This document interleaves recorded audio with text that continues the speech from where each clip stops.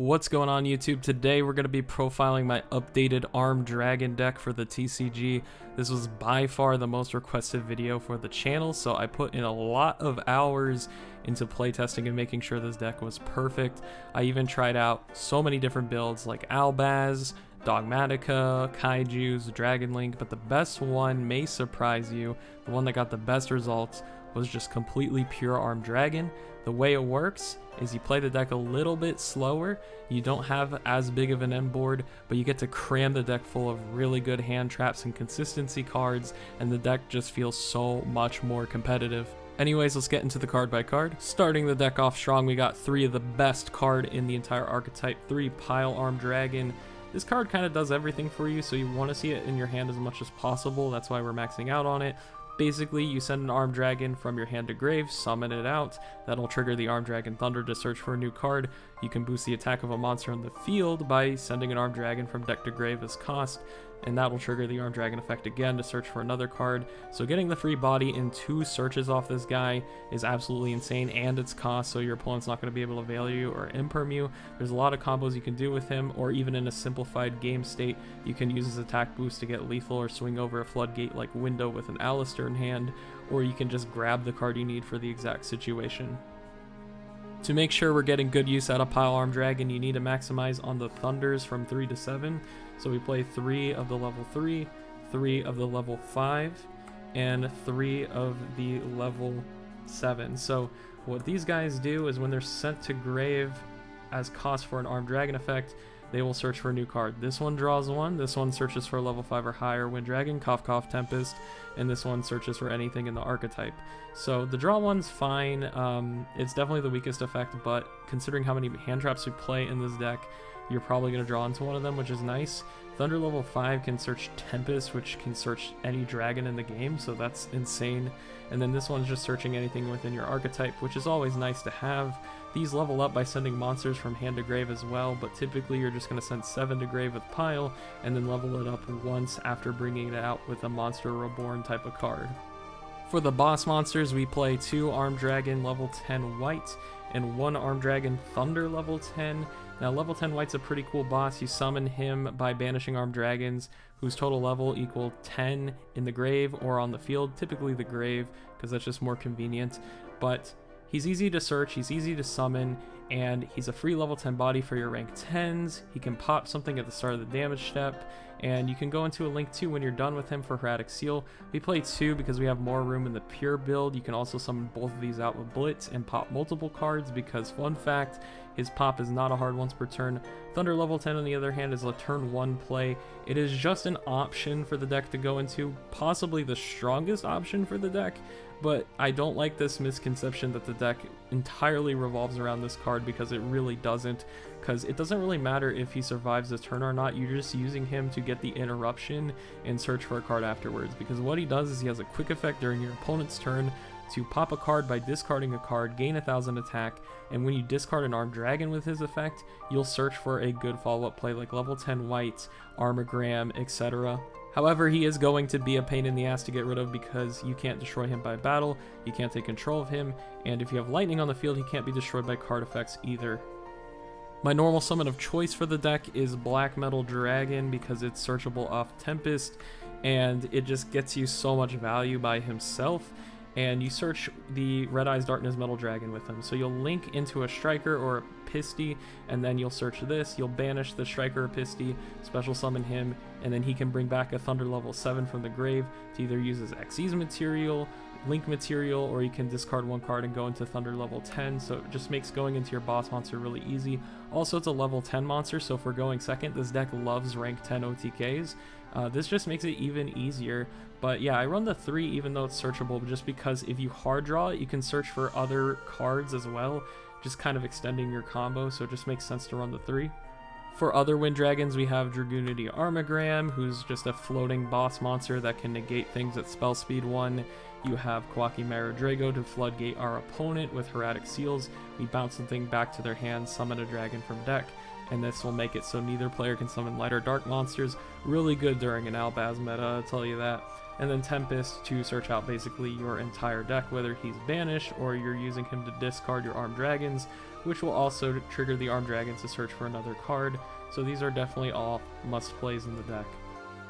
I wasn't kidding when I said there was a lot of room in this deck. I play 9 hand traps, 3 copies of Ash Blossom and Joyous Springs, 3 copies of Effect Veiler, and 3 copies of Infinite Impermanence.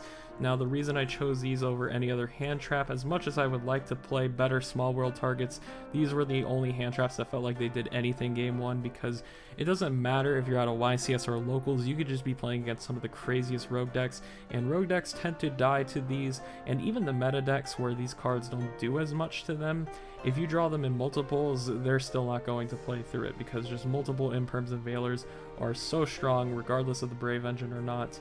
But yeah, my philosophy is just side in the silver bullets, keep in the most applicable hand traps in the main.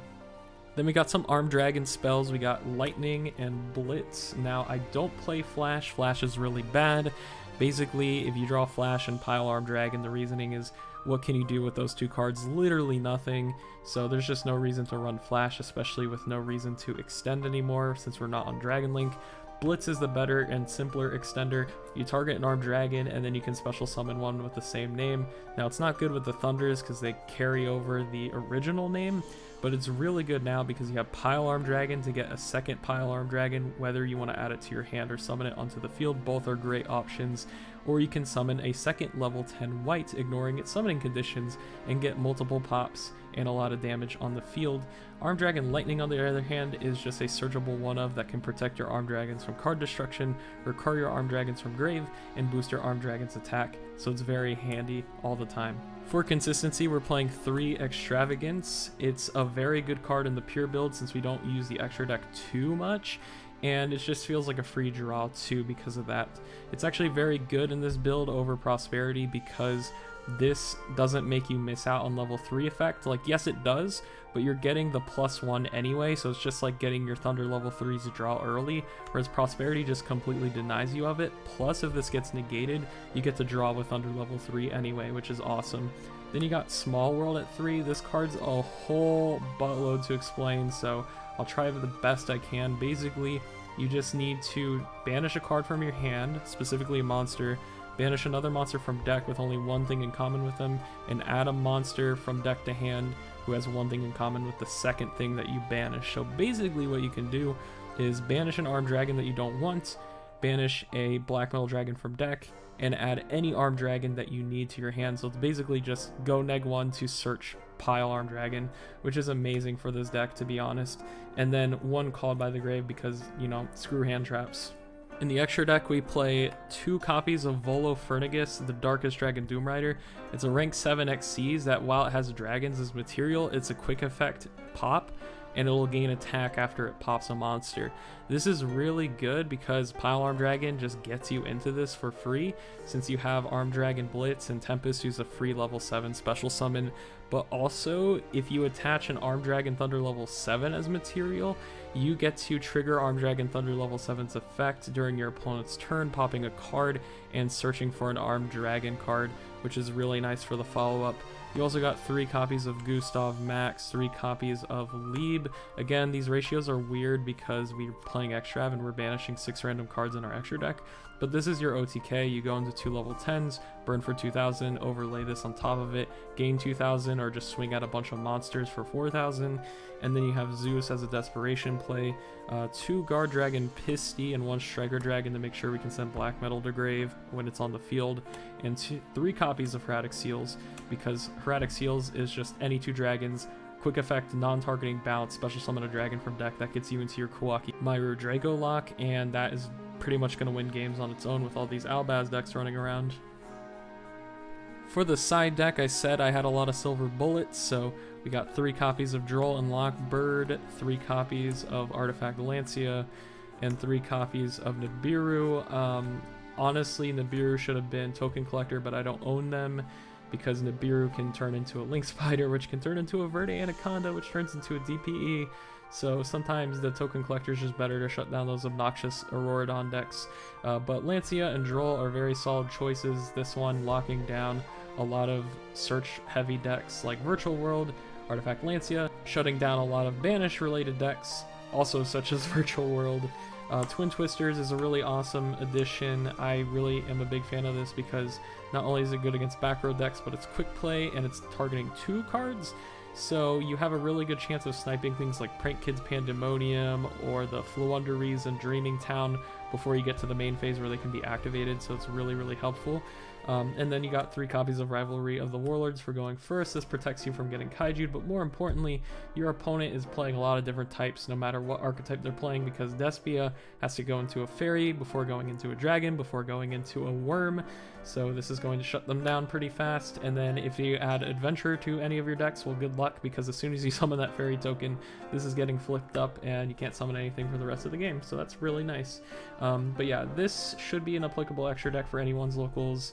So yeah, I'm going to show you a couple of replays I had on EDO Pro. Honestly, it was very difficult to find good matches, so this was what I was able to get. We are playing against some kind of Dogmatica Ritual deck, really sick list by the way, and we have a pretty good hand. So what we're going to do is we're going to start off with Small World to correct our Armed Dragon lineup. So we're going to banish white and black metal to search for a Pile Armed Dragon. Pile is going to send 7 from hand to grave, and 7's going to search for 3. Pile's going to send a 5 from deck to grave as cost. He's going to get ogred, which doesn't matter. 5 will resolve and search Tempest. Tempest will pitch 3 to search for black metal. Level 3 will draw 1 card, and then black metal will go into Striker, and that will search for the red MD. Red MD will banish Striker, summon Tempest. We get Nibiru, but I'm kind of comfortable with a fat token, an Imperm, and an Ash Blossom, and they just went -1 for that Nibiru. So they're going to activate Nadir Servant. That's an easy Ash Blossom for me. They set 1 and pass. Sounds like Dogmatica to me. I'm going to activate Extrav at the start of my main phase, draw 2 cards. Not the best cards, but it's fine. I summon Tempest, who's going to get hit by a Dogmatica punishment, so he sends Intis to pop the token. I normal summon Drago because he can swing over a defense Nibiru, and I set another Imperm, and I'm pretty much big chillin'. This entire deck he's playing is light monsters, so he's floodgated out of that. I'm going to Tribute to level 5, pitch 7 to summon a 7, search Lightning with 7, activate Lightning, recur a 5, go into Thunder level 10 and search Armagram, and now I have more than enough for lethal because I can search this, summon Tempest, go into Armagram, and then we have a ton of damage on board. Next duel, our hand is looking but we have an Extrav, so it's going to fix everything. So Pile effect, send 7, 7's going to search for a Lightning, then we're going to use Pile again, send 5, search for an Armagram, because we don't need Tempest this time. We normal summon level 3, banish it to summon Red MD, and then we activate level 7 to send Armagram to go into 10. We use Lightning to recur our 7, so we have a follow-up play next turn, and we link off the last 2 dragons into seals. So I see that he's playing heroes, so I'm going to bounce immediately with seals. He's going to chain Mass Change to protect him, so I'm going to pop it to lose target. I have to bounce my Lightning back because there's no proper target for Hieratic seals anymore. I'm going to add Pile Armed Dragon with level 7, and I get to summon Koa'ki Meiru Drago off seals. He goes into Monster Reborn after Destiny, drawing it to go into Pile to swing over my Drago, because Draco pretty much hard locks down heroes. He's going to go into Fusion Destiny and Verde Anaconda, so I'm feeling pretty scared right now, but this guy hesitated a little bit, but even so, I had more than enough extension to get game, especially with that Extrav top deck. That was pretty insane. So I get to draw 2 cards, I get to activate Lightning. It's now too late for him to pop my Thunder level 10. I'm going to bait out the negate with Armagram, so he has to pop my Armagram, and now he's pretty much opened up to get lethal. So I'm going to activate Pile, send 5, so 5 will search for a Tempest, summon white, summon Tempest, and then I was about to summon Armagram, but he quit. Last match, we're playing against the most popular deck in the format now, but we're going second. He's going to send Tragedy to the grave with Foolish Burial, adding Alubur. I Valor the Alubur. He's going to use Comedy to protect him, which I didn't even know it had that effect. So he searches for his Branded Fusion. I'm going to Ash that Branded Fusion, and then he's going to go into Branded and Red and make a Masquerade just to have a body on the board. And I play 100% suboptimally here, so I'm not going to even commentate what I'm doing, but basically I'm just trying to get rid of the Theater and also to just do a bunch of damage, because the Theater can recur his grave and can also act as a polymerization, I think. So I really don't want that to happen. So I just do the best I can to break his board, do a bunch of damage, and not get locked down by Pile's effect.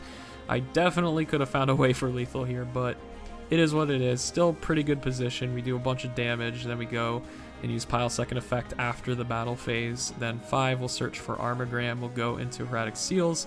He summons back the Masquerade. I set Imperm. I'm feeling comfortable. We have Seals, Imperm, and he only has 2 cards in hand, so he's gonna use the Tragedy to set Branded Fusion. So I immediately react with the Hieratic Seals to get Drago out, so he can't summon anything off Branded Fusion. So he has the Triple Tactics talent to steal my level 10 white because I activated a monster effect, and now the level 10 white's going to clear my board and bite me in the ass. Now he's going to go into his main 2, go into Branded Fusion. I was scared that he was going to make a Dragoon here, but for some reason he goes into Tyrant Dragon instead. I believe Dragoon only needs a Dragon effect monster in this Hex Seal, so I don't know why he didn't do that, but I guess he didn't want to discard, or he thought that I had a 3000 monster that could be easily special summoned and crash into him, which is understandable. So going on this big beater wasn't a bad play, but it definitely wasn't the best play for this exact situation. So we're going to summon Armagram, banishing Tempest to search 3, so we have the correct levels to summon 10 white. We go into Gustav, burn for 2000, go into Liebe, and then he's going to clean up the field and win the duel. Final thoughts on Arm Dragons in TCG currently. I think they're pretty alright. They aren't doing anything too crazy. I'd say they're relatively fair, but they're consistent. They put up interruptions really easily. They play through a lot of interruptions themselves, and they can go second really well, especially with drawing those hand traps. So I think the deck is in a pretty decent spot. It definitely could use some help in the spell and trap department, though. We literally have 2 hardly playable spells. I would really like to see a searcher spell for this deck, and maybe like a counter trap to help its end board a little bit. But overall, it's been putting in work. I'd say it's like somewhere in the rogue status. Maybe not a top rogue deck or anything, but definitely somewhere in the rogue status. Definitely a lot more playable than it was without Pile Arm Dragon. Anyways, if you guys want to see more Arm Dragon content and you enjoyed this video, make sure you leave a like and subscribe. It helps the channel out a lot. And I'm going to see you guys later. Peace.